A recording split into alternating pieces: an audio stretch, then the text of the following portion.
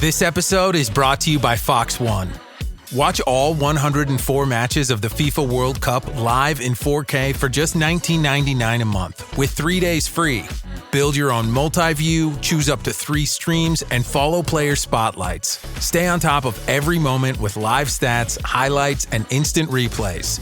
The FIFA World Cup, streaming live on Fox One. Offers are subject to change. See fox.com for complete terms and conditions. Adobe Firefly is the all-in-one creative studio with AI-powered image and video editing for today's creative process. Built for creators of every kind, Firefly helps you generate, edit, and experiment fast. Because the asks aren't getting smaller, the budgets aren't getting bigger, and the timelines, oh yeah, still tight. With all the best creative AI models in one place, Firefly brings your ideas to life. Unlock a better way to make with Adobe Firefly. Alan Dershowitz is the greatest living attorney, and maybe the greatest attorney living or not living of all time. And I love the guy, and he is joining us on this Tuesday morning. Before I get to all the stuff that's bothering me today, and there's a lot, Alan. Usually I'm a pretty jovial guy, as you know. You love coming on this show, but I'm pissed off about a bunch of stuff today. But you at one point, Dershowitz, for people that don't know, you were a damn good basketball player. And I got to think you've been a Knick fan your whole life, yes? Knick fan my whole life. I actually played in Madison Square Garden at a preliminary game before Knicks Syracuse Nationals and shared a locker with Dolph Shays and guarded what's his name? The famous Lauren. Ralph Lauren? Ralph Lauren. His name was Ralphie Lipschitz at the time. He played for Uptown Talmudical Academy. I played for Brooklyn Talmudical Academy, and we played in Madison Square Garden. We played in the Yeshiva Championship game before a Knicks Syracuse Nationals game. Awesome. So I've been a Knicks fan since Harry Gallatin, Sweetwater Clifton, Carl Braun, the good old days of one-on-one basketball, zone defense outlawed, no 3-second rule, man-to-man, very tough. So I was watching the game very carefully. And, Bronson is unbelievable. I was in Boston. I went to a lot of Celtics games and got to know Larry Bird. Bronson is the closest thing I've seen to Larry Bird with his move, his strengths, his unbelievable talent to get to that basket no matter who's blocking him. It was a great series, even though too short. Yep, it was short, and it was great. And now Thursday there's going to be a parade here in this city. And Alan, we saw, and I know thousands and thousands and thousands celebrated peacefully. I kind of sound like Trump on January 6th.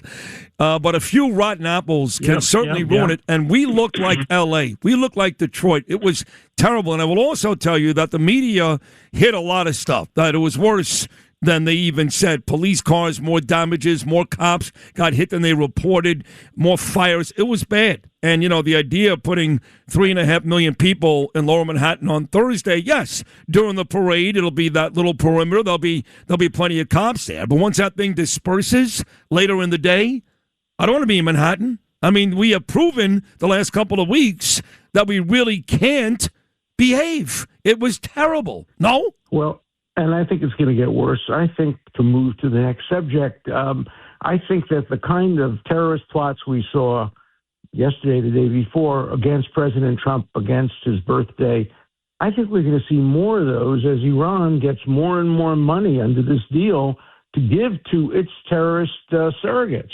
I just don't get why Iran is getting more money to do to America, to Israel, to Europe, what it's already done so much of. What is it going to use its money for? To feed its people? No. It's going to use its money to arm Hezbollah. It's going to use its money to create new cells in the United States, new terrorism in Lebanon.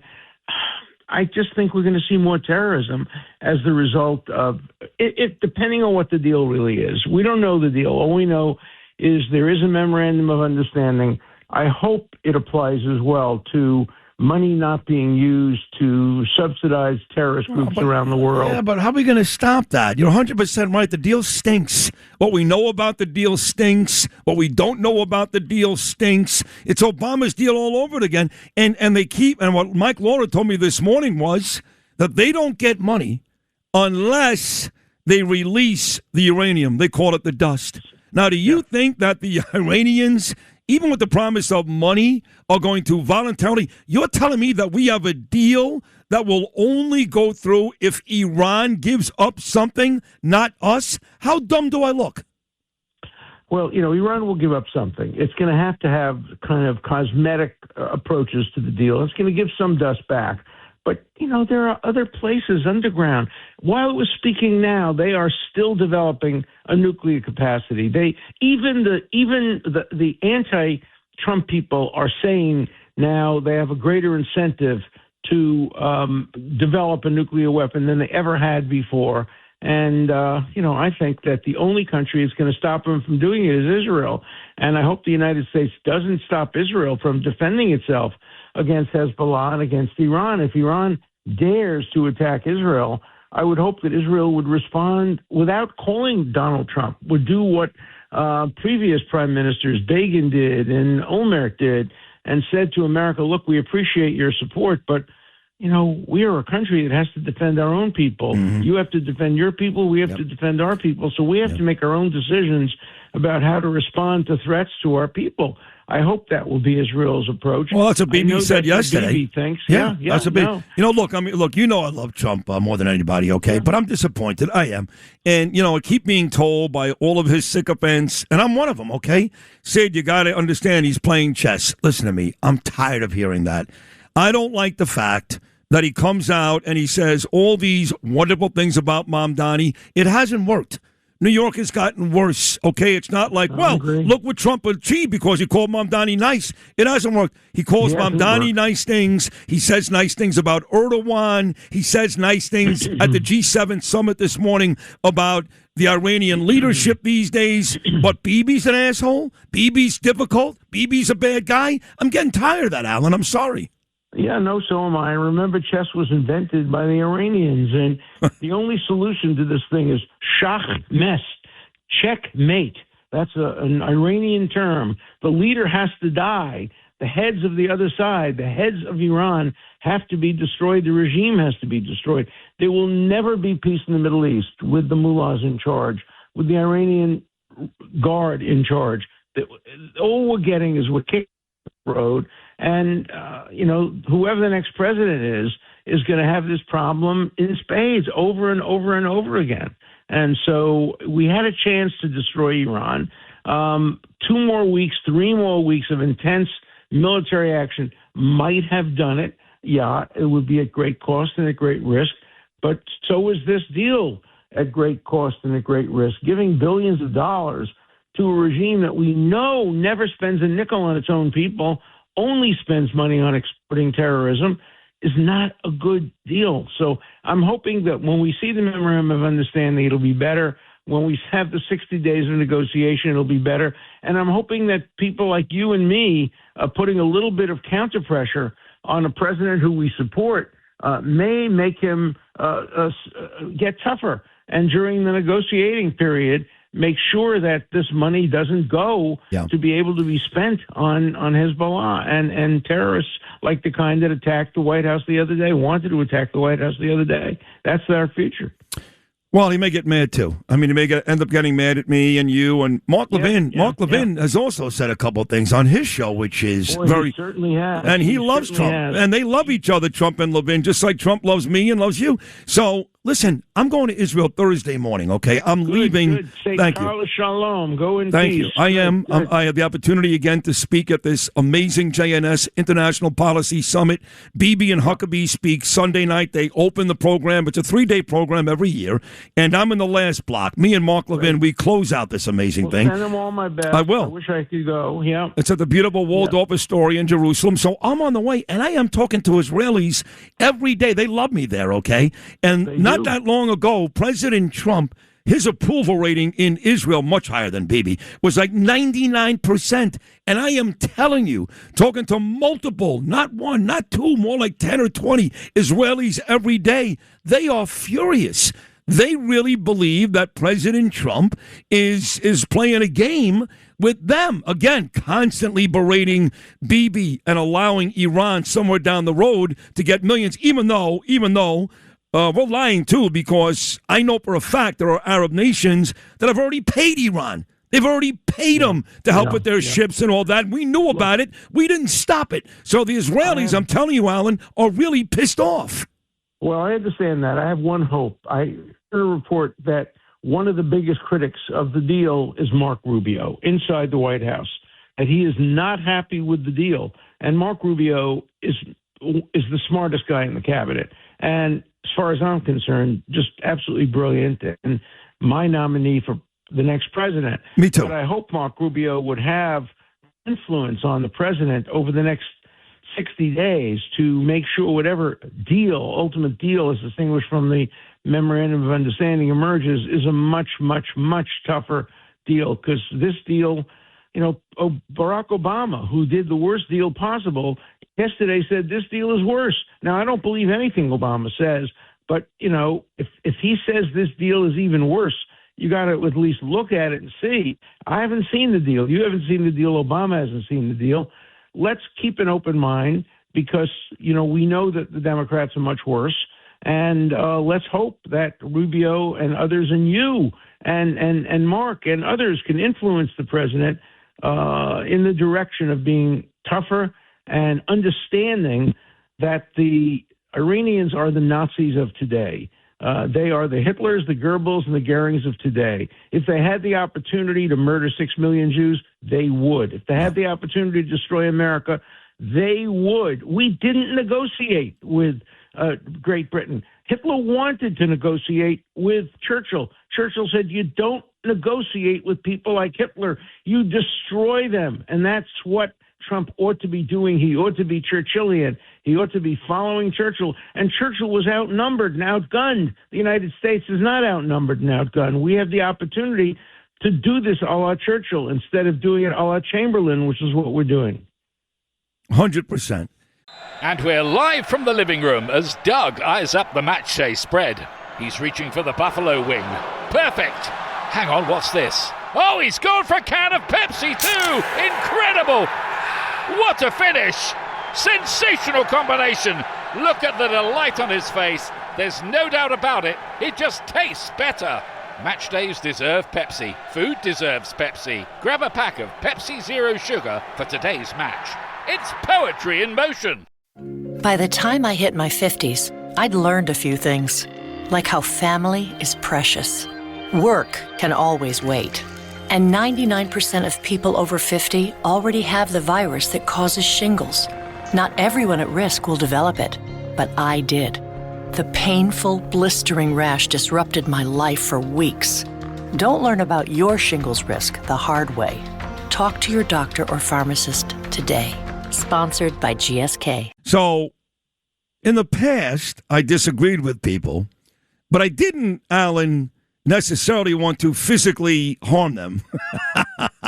But I tweeted this morning, and I've said it on the air 10 times today, and we'll say it to you again, at the risk of getting into a lot of trouble. I just don't care.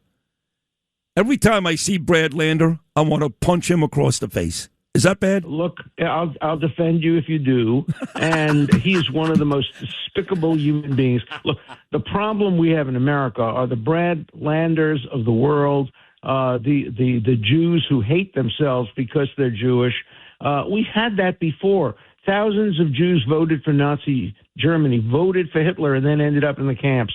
Brad Lander is a self-hating bigot, and he's not the only one. Look at what's going on in New York. We have at least 2 congressional districts, one where you have Jews running against each other, and each one trying to persuade the voters that they're more anti-Israel than the other. Used to be the opposite.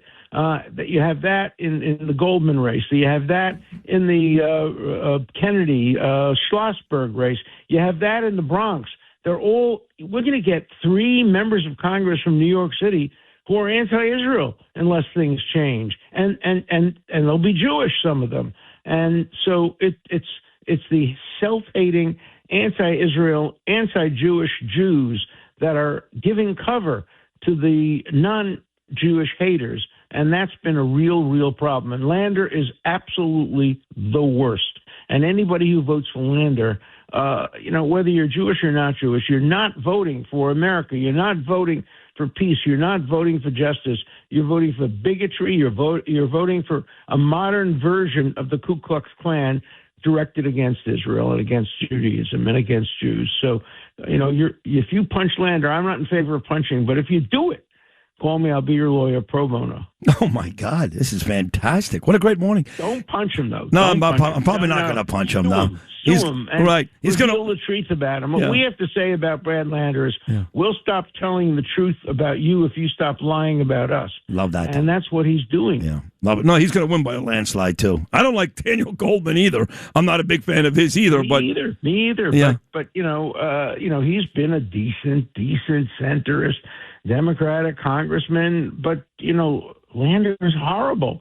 Lander is the reason I left the Democratic Party. Yeah. The new symbol of the Democratic Party should be Lander holding the tattoo that Plattner was wearing. I mean, that's what's happening to the Democrats. Terrible. And I can't be a Democrat. No. And I have a book coming out called Why I Quit the Democrats and So Should You. It'll be out in about a month in time for the election. Oh, I can't wait to read that. It's going to be great. All right. Well, say it again. Why I can't be the Democrat? Say it again. Why I quit the Democrats and so should you. There you go. Why I quit the Democrats and so should you. Okay, on the way out, I'd be remiss. I love you. You know how much I love you. But let me just bring this ridiculous July 9th day up. You're going to speak. They're going to grill you on the Hill, I guess, about this Epstein stuff. I volunteered. I volunteered. I was on Greta Van Susteren and so over and over again, challenging Comer, saying, why don't you call me? I know the truth. It's more complicated. I can tell you what happened. I was with Epstein between 1996, 2005. Then I became his lawyer between 2005, 2008. And I terminated my relationship with him completely, so I can't tell you much after 2008. But I volunteered. I want to testify truthfully. I want to tell the truth, the whole truth, and nothing but the truth. And I'm not going to let congressmen cut me off. If they try to cut me off, my answer would be, no, I took an oath to tell the whole truth, not a partial truth. And I don't know, maybe you can't handle the truth. But I'm going to tell the whole truth, and I'm looking forward to my testimony. So this is not something that they imposed on me or invited me. I asked to do it, and finally they agreed. Fantastic. Good for you. Get the truth out there, Alan. What you do every day, at least on this show, you're so magnificent. I love you. So another great one today. When the book comes out, we're going to promote it every day. Alan Dershowitz, you're the best. I love you. Thank you, pal. You're the best. Thank you. God bless you. Alan Dershowitz, right there. I love that guy. I really do. Great attorneys, tremendous on radio, TV, and a great author, too. Thanks for listening to Sid and Friends in the Morning. You can hear Sid and Friends in the Morning weekday mornings at 6. If you like the podcast, share it with your friends and listen anytime at WABCRadio.com and download the WABC Radio app. Hit that subscribe button on all major podcast platforms. Plus, follow WABC on social on Instagram, TikTok, Facebook, and X. See you next time for a new episode so you never have to wonder. What the heck is going on here?